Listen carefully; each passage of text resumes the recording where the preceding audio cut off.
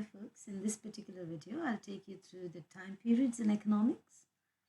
Time period in economics is not defined in terms of the hours or the minutes or the days, but interestingly it is defined based on the variability of the inputs. So let's get quickly started with the fact first of all as to what these inputs are and what is their role. As you can see the equation, the output depends on inputs. So only if you have some inputs can you have some output, goes without saying on that. And what are these inputs? As you have learned in the earlier chapters, it is to do with the factors of production or the resources as you call it, the land, labor, capital and enterprise. Now, we classify these inputs also broadly into two categories, as in fixed and variable. As the word suggests, fixed means that the inputs that do not change with the change in output. And variable are the inputs that change with the change in output. So taking, let's say, for example, in your classroom, the factors that you would see are fixed are like your computers to your projector, smart boards, and the given number of tables and chairs in your classroom. So the building for that matter is fixed because whether there's one student, no student, or 40 students in your classroom based on the capacity, these factors do not change, right? And if you talk about the variable factors, if there's no student, do you reckon there would be a teacher? No. So teacher in that case is the variable input. So it changes with the output. Of course,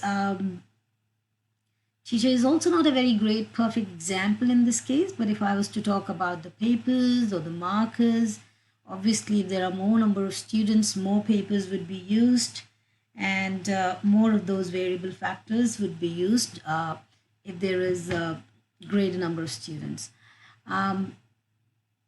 Easier way of getting hold of this concept further is through a basic timeline. So if you talk about the timeline now, we use these factors of production again to classify this time period.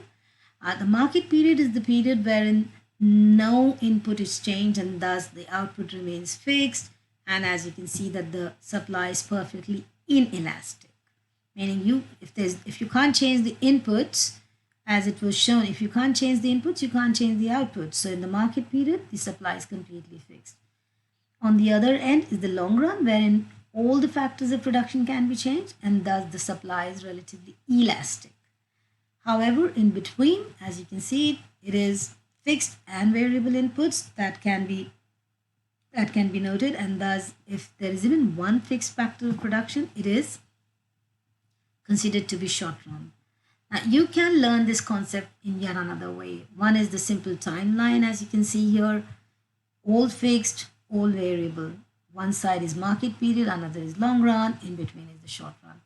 But you, as I said, you can of course learn it further onto a different way. Sorry, let me just take you onto the Venn diagram in maths. So if you can see it here, all variable, all fixed. So if all fixed, it is market period. If all resources are variable, it becomes a long run.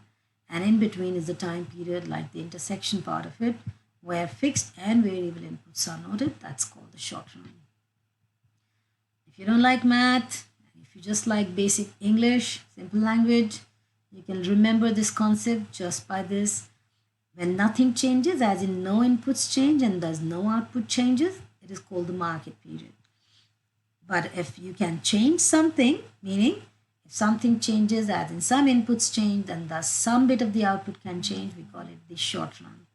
And then comes in when everything changes, as in all the inputs can be changed and thus the entire output can be changed, and that is called the long run. This is it for the time period as of now. I'll take you through the next one.